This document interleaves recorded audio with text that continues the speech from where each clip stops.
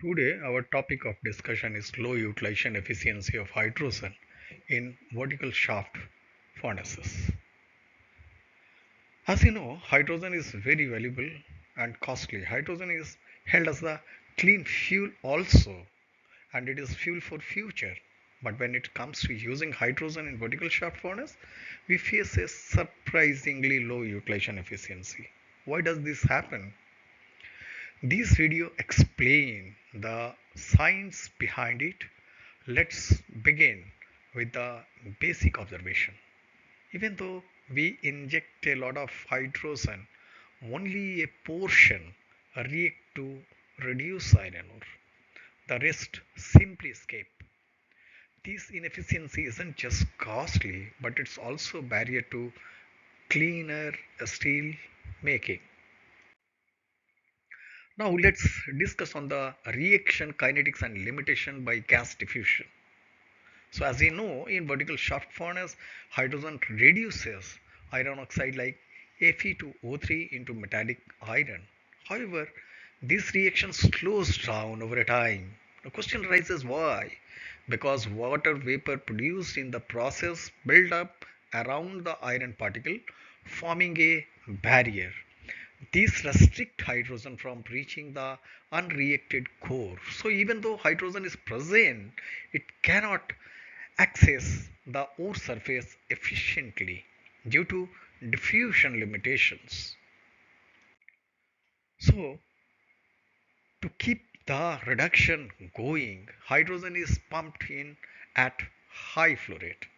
But in packed beds like shaft furnaces, gas doesn't flow uniformly. It forms channels or shortcuts, bypassing a large portion of the ore and making them inactive, unreduced. So, what happens? The gas skips without reacting.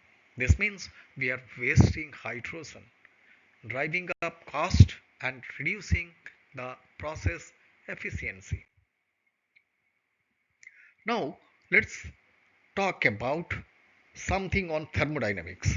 For hydrogen to effectively reduce iron oxide, the ratio of S2 to S2O must stay high. As the reaction proceeds, more S2O form, lowering this ratio. Once it drops below a certain level, the reduction stops even if hydrogen is still present. This local equilibrium kills efficiency.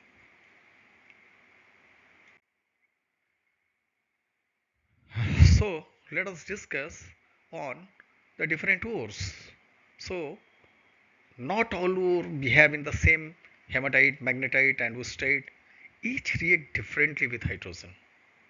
If the furnace feed is not uniform in porosity or reactivity, some zones react quickly while others lag behind. Compacted or less porous regions act like walls, blocking hydrogen access and reducing overall utilization. Now, the magic temperature for hydrogen reduction lies between 800 to 1000 degrees centigrade. But vertical shafts often suffer from temperature gradient. The bottom may be cooler due to heat losses or uneven gas preheating. In these cooler zones, the reduction slows down and stops. Again, hydrogen passes through but doesn't react.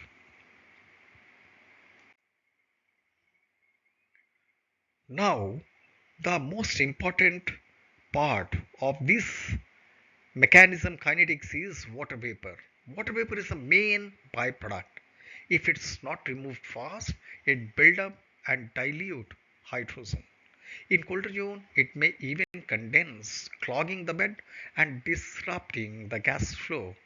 This further reduces contact between hydrogen and the ore, hampering the reduction tremendously.